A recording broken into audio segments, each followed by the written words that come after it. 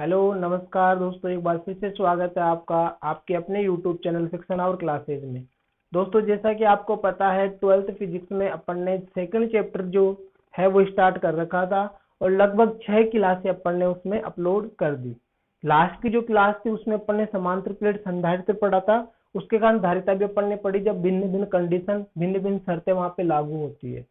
चलो दोस्तों, आज अपनी जो 7वीं क्लास है इसमें अपन एक बहुत ही प्यारा टॉपिक पढ़ने वाले हैं। इसमें अपन पढ़ेंगे संधारित्रों का संयोजन। दोस्तों, संयोजन का मतलब होता है जोड़ना, और जोड़ने के लिए कम से कम दो की आवश्यकता होती है। ज्यादा से ज्यादा अपन कितने भी लगा सकते हैं, लेकिन मिनिमम जो रिक्वायरमेंट है किसी कॉम्बिनेशन के लिए वो दो होते हैं, क्योंकि अकेला संधारित्र नहीं जुड़ सकता है। ये दो मार्कर हैं, ये दोनों आपस में जुड़ सकते हैं, तो कम से कम दो, ज्यादा से ज्यादा अपन इनफाइनाइट लगा सकते हैं। तो यहाँ पे अपन लिख देते हैं पहले क्लास कौन सी अपनी 12th, सब्जेक्ट अपन कौन सा पढ़ रहे हैं फिजिक्स, चैप्टर अपना कौन सा पढ़ रहे हैं दोस्तों सेकंड, और इसका भाग अपना कौन सा है दोस्तों 7वां। और आज अपन पढ़ेंगे इसमें संधारित्रों का संयोजन। ठीक है दोस्तों, बहुत ही प्यारा एक अपने पास टॉपिक है ये, कॉम्बिनेशन ऑफ कैपेसिटेंस। दो या दो से अधिक संधारित्रों को जोड़ना संधारित्रों का संयोजन कहलाता है। चलो लिख देते हैं, दो या दो से अधिक संधारित्रों को जोड़ना दोस्तों क्या कहलाएगा, संधारित्रों का संयोजन कहलाता है। अब ये जो संधारित्रों का संयोजन है मेरे प्यारे मित्रों, ये दो प्रकार से होता है। फर्स्ट अपने पास है श्रेणीक्रम संयोजन, जिसको अपन बोलते हैं सीरीज कॉम्बिनेशन, और दूसरा अपने पास है दोस्तों समांतर या फिर पार्श्वक्रम संयोजन, जिसको अपन बोलते हैं दोस्तों पैरेलल कॉम्बिनेशन। तो उम्मीद करता हूं आपको बहुत ही अच्छे तरीके से ये टॉपिक समझ में आएगा, और बहुत ही प्यारा, बहुत ही लाइजनिंग टॉपिक है, और बहुत ही धमाकेदार एनर्जी के साथ अपन इसको पढ़ेंगे दोस्तों। तो पहले अपन श्रेणी क्रम संयोजन की बात करते हैं। श्रेणी क्रम संयोजन में अपन को क्या डेफिनेशन रखनी है, कैसे अपन इसकी डेरिवेशन करेंगे। तो यहाँ से दोस्तों अपन स्टार्ट करते हैं। फर्स्ट जो अपना है श्रेणी क्रम संयोजन। श्रेणी क्रम संयोजन, तो मेरे प्यारे दोस्तों श्रेणी क्रम का मतलब आप जानते हो होता क्या है, कि श्रेणी का मतलब होता है एक लाइन में एक संधारित्र, उसके बाद में दूसरा संधारित्र, उसके बाद में तीसरा संधारित्र, तो ऐसे कंटिन्यू लगते जाएंगे एक ही लाइन में, तो सीरीज बनेगी। तो श्रेणी क्रम संयोजन में मान लो यहाँ पे अपने पास एक संधारित्र है ये, जिसकी धारिता C1 है, उसके बाद यहाँ पे दूसरा संधारित्र जिसकी धारिता C2 है, यहाँ पे तीसरा संधारित्र C3 है, और इन सभी में अपन को क्या करना है, आवेश प्रवाहित करना है, इनको आवेशित भी करना है। तो यहाँ से अपन ने एक V वोल्ट की बैटरी भी लगा रखी है दोस्तों। तो अब यहाँ से क्या समझ में आ रहा है कि इसमें जो आवेश जाएगा वही आवेश इसमें भी जाएगा, वही आवेश इसमें जाएगा, अर्थात आवेश तीनों में क्या रहता है समान। लेकिन यहाँ से आवेश को लेके जाएंगे तो यहाँ पे दूरी कम है, यहाँ पे दूरी ज्यादा है, यहाँ पे दूरी, तो विभव तीनों का क्या होगा दोस्तों अलग अलग होगा। इसका V1 होगा, इसका V2 होगा, इसका V3 होगा। तो अब यहाँ से डेफिनेशन क्या बनेगी कि संधारित्रों का ऐसा संयोजन जिसमें प्रत्येक संधारित्र में आवेश का मान समान एवं विभव का मान भिन्न भिन्न होता है, श्रेणी क्रम संयोजन कहलाता है।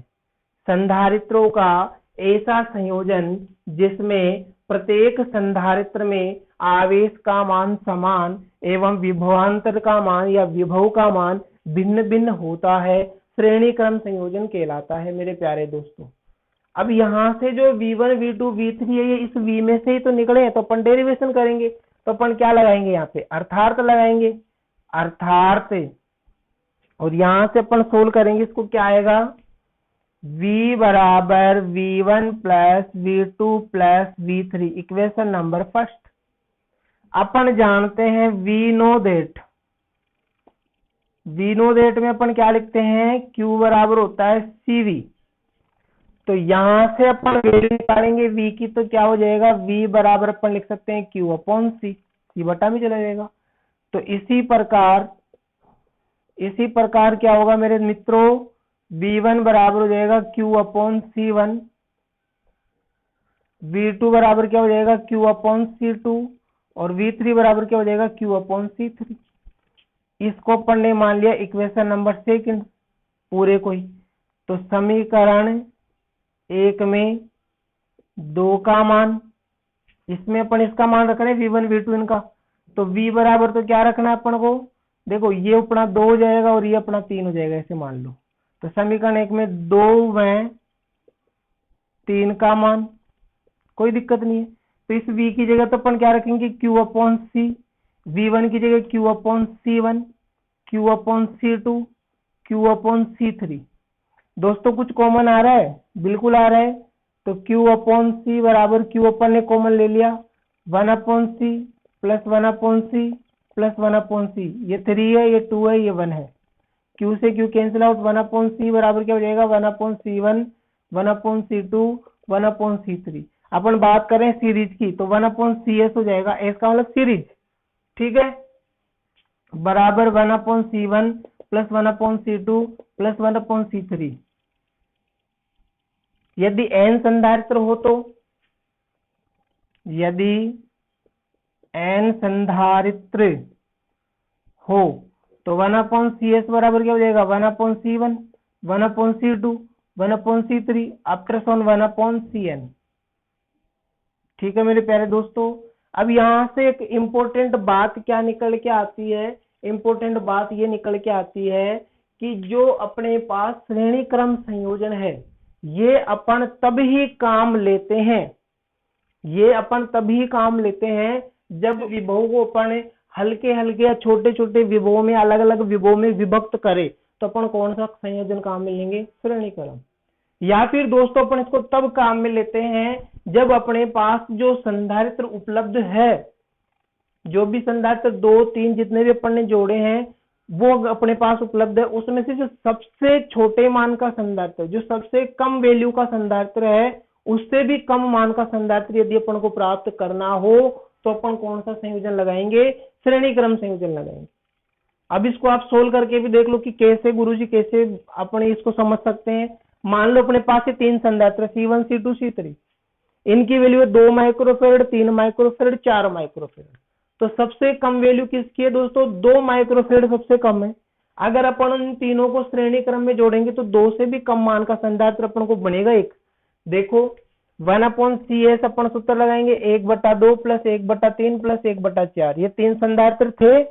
लघुत्तम कितना आएगा दोस्तों, 12 आएगा। 2 से 12 6 बार, 3 से 12 4 बार, 4 से 12 3 बार, 6 और 4 10 और 3 13, 13/12। इसको उल्टा करो 12/13, क्योंकि अपन को तो वैल्यू CS की निकालनी, ये 1 अपॉन CS की वैल्यू है। तो अब 12 में 13 का भाग जाएगा नहीं, 0 पॉइंट यहाँ पे 120 हो जाएगा, 120 में लगभग 9 बार जाएगा, 13 नाम 117, ठीक है। तो 0.9 आया कि नहीं आया, यानी कि सबसे कम मान का 2 माइक्रोफेड का, अब जबकि अपन ने जोड़ा तीनों को तो 0.9, 2 से भी कम वैल्यू का संधारित्र मिल गया। तो जब सबसे कम मान का संधारित्र हो, उससे भी कम मान का संधारित्र यदि प्राप्त करना हो तो संधारित्र को श्रेणी क्रम में संयोजित अपन करते हैं दोस्तों। चलो एक और इसकी इंपॉर्टेंट बात क्या है, यदि अपने पास जो संधारित्र लगे हुए हैं, n संधारित्र या 3 संधारित्र या 4 जितने भी हैं, उन संधारित्रों की सबकी धारिता समान है, अर्थात सबका मान 2 2 2 या 3 3 3 या 1 1 1, जो भी XYZ, वो अपने पास सबका मान समान है। तो फिर वहां पे क्या आंसर निकल के आएगा, तो वहां से देखो दोस्तों उसका अपन सोल्व करके देखते हैं। डेरिवेशन आपको बहुत ही प्यारे तरीके से समझ में आ गई होगी, उम्मीद करता हूं मैं। तो यहाँ पे देखो, यदि समान धारिता के संधारित्र हो तो 1 अपॉन CS बराबर क्या हो जाएगा, 1 upon C plus 1 upon C plus 1 upon C plus 1 upon C plus आफ्टर सोन 1 अपॉन C। सारे एक समान है, तो दोस्तों इसमें से क्या अपन कॉमन ले सकते हैं, 1/CS बराबर 1/C कॉमन ले लेते, क्या बचेगा 1 प्लस 1 प्लस 1 प्लस अपर सोन 1 बचेगा। यानी कि एक एक एक एक को जोड़ेंगे, कितनी बार जोड़ रहे हैं अपन, n बार जोड़ रहे हैं, तो क्या हो जाएगा 1/CS बराबर 1/C गुणा n, यानी कि इन सबका मान n आ जाएगा, n पदों का योग हो गया ये। तो यहाँ से अब क्या आ जाएगा 1/CS बराबर n/C या CS बराबर C/n। ठीक है, अर्थात जब समान धारिता के संधारित्र हो तो अपन सूत्र कौन सा लगाएंगे, ये। अब इसकी वैल्यू क्या है कि संधारित्र की जो वैल्यू है धारिता एवं संधारित्र की संख्या का अनुपात, उसके बराबर तुल्य धारिता अपनी आ जाती है। यानी कि कुल जो धारिता आएगी वो संधारित्र के मान एवं संधारित्र की संख्या के अनुपात के बराबर होती है दोस्तों। तो उम्मीद करता हूं ये चीज आपको बहुत ही प्यारे तरीके से समझ में आई होगी। चलो इसी में थोड़ा सा अपन आगे लेके चलते हैं, थोड़ा बहुत इसमें देखो क्या हो सकता है, उसको भी अपन श्रेणी क्रम संयोजन ही मानते हैं। और वो चीज आपको आनी चाहिए, क्योंकि कभी कभी अपन को क्वेश्चन दे देता है और फिर पूछता है कि तुल्य धारिता क्या होगी, तो अपन सूत्र लगाना भूल जाते हैं, कौन सा सूत्र लगेगा अपन कंफ्यूज हो जाते हैं। कि ये अपने पास एक संधारित्र की प्लेट है और ये अपने पास संधारित्र की दूसरी प्लेट है। मान लो संधारित्र कुछ इस टाइप से रखा हुआ है, इसको अपन ऐसे भी रख सकते हैं, कोई दिक्कत नहीं है। यहां से लेके यहां तक की जो दूरी है वो अपनी क्या है, डी। क्या है दोस्तों, डी। अब इसमें यहाँ पे एक पदार्थ ये भर दिया, एक पदार्थ ये भर दिया, यानी कि भिन्न भिन्न अपन ने क्या भर दिया दोस्तों, पदार्थ भर दिया है अपन ने। प्लेटों के बीच में 3 अलग अलग पदार्थ अपन ने भर दिए हैं दोस्तों। एक पदार्थ तो ये भरा, एक पदार्थ ये भरा, एक पदार्थ ये भरा। इसका परावैद्युतांक एप्सिलॉन r1, इसका एप्सिलॉन r2, इसका एप्सिलॉन r3। और भी बहुत सारे अपन भर सकते हैं, ऐसी कोई दिक्कत नहीं है कि 3 ही क्यों भरा, 2 भी भर सकते हैं, 3 भी भर सकते हैं, 4 भी भर सकते हैं, 5 भी भर सकते हैं, अनंत भी भर सकते हैं। तो ये अपने पास क्या है। अब देखो यहाँ पे क्या होगा, यहाँ पे ये होगा कि ये जो दूरी है ये मान लिया अपन ने कि इसकी T1 हो जाएगी, ये T2 हो जाएगी और ये T3 हो जाएगी। अब अपन निकालेंगे धारिता, तो ये माध्यम हो गया। माध्यम के कारण धारिता क्या होती है दोस्तों, माध्यम के कारण धारिता होती है अपनी, वो होती है CM बराबर A epsilon not epsilon R upon D। तो इसी प्रकार क्या हो जाएगा, C1 बराबर A epsilon not epsilon R1 upon T1। C2 बराबर क्या हो जाएगा, A epsilon not epsilon R2 upon T2। और C3 बराबर क्या हो जाएगा, A epsilon not epsilon R3 upon T3। इन तीनों को जोड़ेंगे तो अपने पास क्या आएगा, 1/CS बराबर आ जाएगा 1/C1 plus 1/C2 plus 1/C3। तो 1/CS बराबर 1/C1 की वैल्यू क्या है, A epsilon not epsilon R1 upon T1 plus 1/A epsilon not epsilon R2 upon T2 plus 1/A epsilon not epsilon R3 upon T3। देखो दोस्तों 1/CS बराबर क्या हो जाएगा, T1 upon 1/A epsilon not epsilon R1 plus T2 upon A epsilon not epsilon R2 plus T3 upon A epsilon not epsilon R3। 1/CS बराबर इसमें से common क्या आ रहा है दोस्तों, 1/A एप्सिलॉन नॉट कॉमन आ रहा है। तो यहाँ से क्या हो जाएगा, T1 upon epsilon R1 plus T2 upon epsilon R2 plus T3 upon epsilon R3। तो ये जो अपने पास कॉम्बिनेशन आएगा ये कौन सा आएगा, ये श्रेणी क्रम का कॉम्बिनेशन आएगा। तो उम्मीद करता हूं आपको ये समझ में आ गया होगा। इसको अपन उल्टा करेंगे तो उल्टा भी हो जाएगा। ठीक है दोस्तों, इस प्रकार से जब अपन प्लेटों में भरते हैं पदार्थ तो वो श्रेणी क्रम में, अर्थात जब दूरी बढ़ती है, दूरी का जब डिवाइडेशन होता है, दूरी का विभाजन होता है तो श्रेणी क्रम होता है दोस्तों। चलो आगे चलते हैं, इसका दूसरा संयोजन अपन देखते हैं। और दूसरा संयोजन अपना कौन सा है, समांतर क्रम संयोजन, जिसको अपन पार्श्व क्रम संयोजन भी कहते हैं दोस्तों। उसका आंसर अपने पास क्या आएगा, दूसरा संयोजन है समांतर या फिर पार्श्व क्रम संयोजन, पैरेलल कॉम्बिनेशन। तो समांतर का मतलब एक संधारित्र यहाँ पे है, दूसरा संधारित्र यहाँ पे है, तीसरा संधारित्र यहाँ पे है। तो ऐसा जो कॉम्बिनेशन होता है इसको दोस्तों अपन क्या बोलते हैं, इसको अपन समांतर क्रम संयोजन कहते हैं। क्या कहते हैं मित्रों, समांतर क्रम संयोजन कहते हैं। अभी समांतर क्रम संयोजन के यहाँ पे अपन ने क्या लगा दी, बैटरी, क्योंकि आवेशित भी करना है, 20 वोल्ट की बैटरी लगी हुई है। तो यहाँ पे देखो होगा क्या, आवेश यहाँ तक निकल के गया, अब उसको 3 रास्ते दिख रहे हैं, इसकी धारिता C1 है, C2 है, C3 है। तो Q1 आवेश तो इसमें आ जाएगा, Q2 इसमें आ जाएगा, Q3 इसमें आ जाएगा, आवेश भिन्न भिन्न हो गया। जब आवेश अलग अलग होगा तो विभव समान होता है दोस्तों, क्योंकि दूरी वही है। तो यहाँ का विभव V, यहाँ का विभव V, यहाँ का विभव V। परिभाषा क्या होगी, संधारित्रों का ऐसा संयोजन जिसमें प्रत्येक संधारित्र में प्रवाहित आवेश का मान समान, वो प्रवाहित आवेश का मान भिन्न भिन्न एवं उत्पन्न विभवांतर का मान समान हो। यानी कि आवेश का मान भिन्न भिन्न हो जाएगा और विभव का मान समान हो जाएगा। ऐसा कॉम्बिनेशन, ऐसा संयोजन कौन सा होता है, समांतर क्रम संयोजन होता है। अब यहाँ से जो ये आवेश है Q1 Q2, इस Q1 से तो निकल रहे हैं, किसमें से निकल रहे, Q1 में। तो यहाँ से अपन क्या कर सकते हैं, Q बराबर, अर्थात Q बराबर हो जाएगा Q1 plus Q2 plus Q3, equation number first. अब अपन जानते हैं वी नो दैट, क्या जानते हैं मेरे दोस्तों, अपन ये जानते हैं कि Q बराबर होता है CV, समीकरण नंबर 2।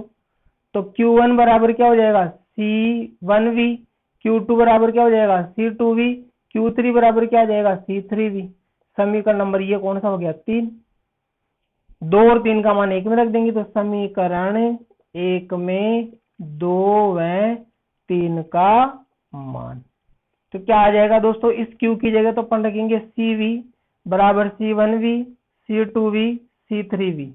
कॉमन आ रहा है कुछ, यहाँ से V कॉमन आ रहा है, तो CV बराबर V कॉमन ले लिया, तो C1 plus C2 plus C3, V से V कैंसिल आउट, C बराबर बचेगा C1 plus C2 plus C3। इसको अपन पैरेलल बोलते हैं, पार्श्व को। तो CP बराबर C1 plus C2 plus C3। n संधारित्र हो तो CP बराबर C1 plus C2 plus C3 plus अपटरसोन CN। देखो दोस्तों इसका मतलब क्या है, इसको अपन काम कब लेते हैं, समांतर क्रम संयोजन को अपन उपयोग में कब लेते हैं, जब उच्च विभव को भिन्न भिन्न विभवों में विभक्त करना हो, विभाजित करना हो, तो समांतर क्रम संयोजन का उपयोग करते हैं। यानी कि अपने पास विभव, वो आवेश उच्च आवेश को भिन्न भिन्न आवेशों में, छोटे छोटे आवेशों में विभक्त करना हो तो अपन समांतर क्रम संयोजन का उपयोग करते हैं। यानी कि उच्च आवेश था, उसको अपन ने अलग अलग आवेशों में बांटना है तो अपन समांतर क्रम लगाएंगे। या फिर अपने पास जो उपलब्ध संधारित्र है उनमें से जो सबसे अधिक मान का संधारित्र है उससे भी ज्यादा मान का संधारित्र अपन को बनाना हो तो अपन समांतर क्रम संयोजन का उपयोग करते हैं।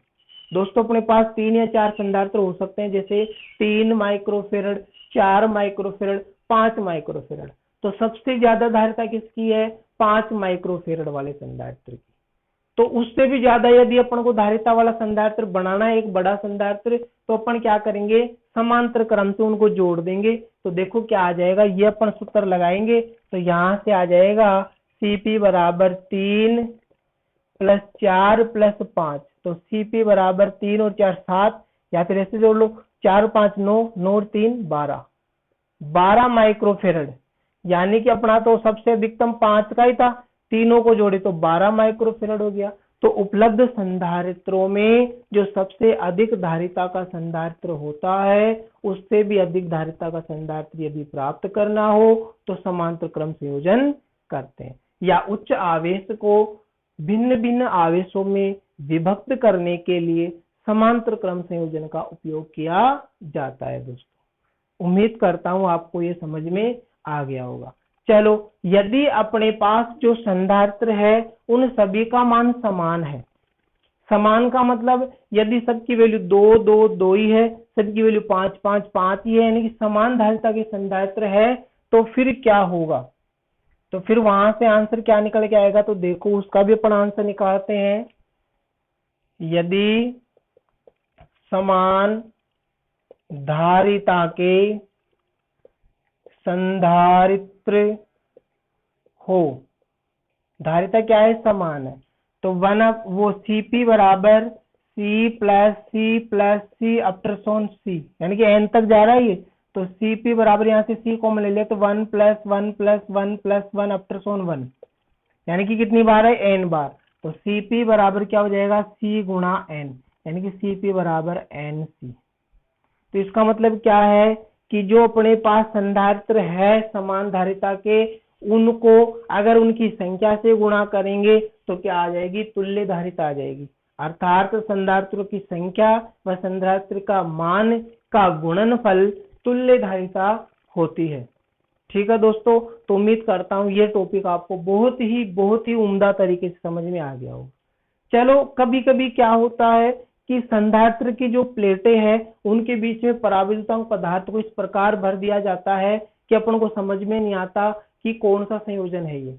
तो यहाँ पे देखो मैं आपको बताता हूँ, जिस प्रकार से अपन ने श्रेणी क्रम संयोजन में दूरी के अनुदिश भरा था, दूरी को डिवाइड किया था, तो वो श्रेणी क्रम संयोजन में जाता है। यदि अपन क्षेत्रफल को डिवाइड कर दे, दूरी में कोई परिवर्तन ना करे, तो वो समांतर क्रम में आता है दोस्तों। कैसे, ये अपने पास एक प्लेट है, ये अपने पास दूसरी प्लेट है, और फिर पराविद्युतांक पदार्थ कुछ इस प्रकार से भरा है। यहाँ पे एक पराविद्युतांक पदार्थ है, यहाँ पे दूसरा है, और यहाँ पे तीसरा है। यहाँ पे क्या है, तीसरा पदार्थ है। ठीक है, तो ये तीन पदार्थ कुछ इस प्रकार से भरे हुए हैं। यहाँ से लेके यहाँ तक की दूरी क्या है दोस्तों, d होती है अपनी, और ये जो होता है प्लेट का क्षेत्रफल होता है, तो यहाँ से इसका क्षेत्रफल A1 हो गया, इसका क्षेत्रफल A2 हो गया, इसका क्षेत्रफल A3 हो गया। तो ये इस प्रकार से भरा है, जैसे ये अपनी एक प्लेट है संधारित्र की, ये दूसरी प्लेट है, तो यहाँ पे एक पदार्थ भरा है, फिर यहाँ पे एक पदार्थ भरा है, और यहाँ पे एक पदार्थ भरा है। ये इस प्रकार से भरे हैं दोस्तों। यहाँ पे ये जो पदार्थ है ये ऐसा है, यहाँ पे जो पदार्थ है ये ऐसा है, और ये जो पदार्थ है ये ऐसा है। ठीक है दोस्तों, तो यहाँ पे ये क्षेत्रफल बटा है की बार A1 A2 A3, जबकि दूरी में कोई परिवर्तन नहीं हुआ है। तो जब दूरी में परिवर्तन नहीं हो, क्षेत्रफल के अनुदिश अपन पराविद्युतांक पदार्थ भरते हैं, तो वो संयोजन समांतर क्रम होता है। इसका पराविद्युतांक εr1 εr2 εr3 कैसे अपन निकालेंगे, तो अपन जानते हैं माध्यम हो गए, माध्यम की गहन धारिता Cm बराबर क्या होता है, A ε0 εr अपॉन d होता है। तो इसी प्रकार क्या होगा दोस्तों, C1 बराबर A1 ε0 εr1 अपॉन d में तो कोई परिवर्तन नहीं हो, वो d तक ही भरा है पूरा। C2 बराबर A2 ε0 εr2 upon d, C3 बराबर A ε0 εr3 अपॉन d। समांतर क्रम में है तो Cp बराबर क्या हो जाएगा, C1 + C2 + C3, तो जोड़ दो। Cp बराबर C1 की value A1 ε0 εr1 upon d plus A2 ε0 εr2 upon d plus A3 ε0 εr3 upon d। कुछ कॉमन आ रहा है कि इसमें से, तो Cp बराबर ε0 अपॉन d कॉमन आ रहा है, क्या बचेगा, A1 εr1 plus A2 εr2 plus A3 εr3। ठीक है दोस्तों, तो ये अपने पास क्या आ जाएगा, उसका आंसर आ जाएगा कि जब प्लेटों के मध्य जो पराविद्युतांक पदार्थ है वो क्षेत्रफल के अनुदिश भरता है तो समांतर क्रम संयोजन होता है। दोस्तों, आज की क्लास में अपन केवल संयोजन ही पढ़ेंगे, जो अपन ने बहुत ही प्यारे तरीके से पढ़े हैं। मिलेंगे अगली क्लास में, जब तक के लिए पढ़ते रहो, बढ़ते रहो और जुड़े रहो फिक्शन और क्लासेज के साथ। जय हिंद, जय भारत।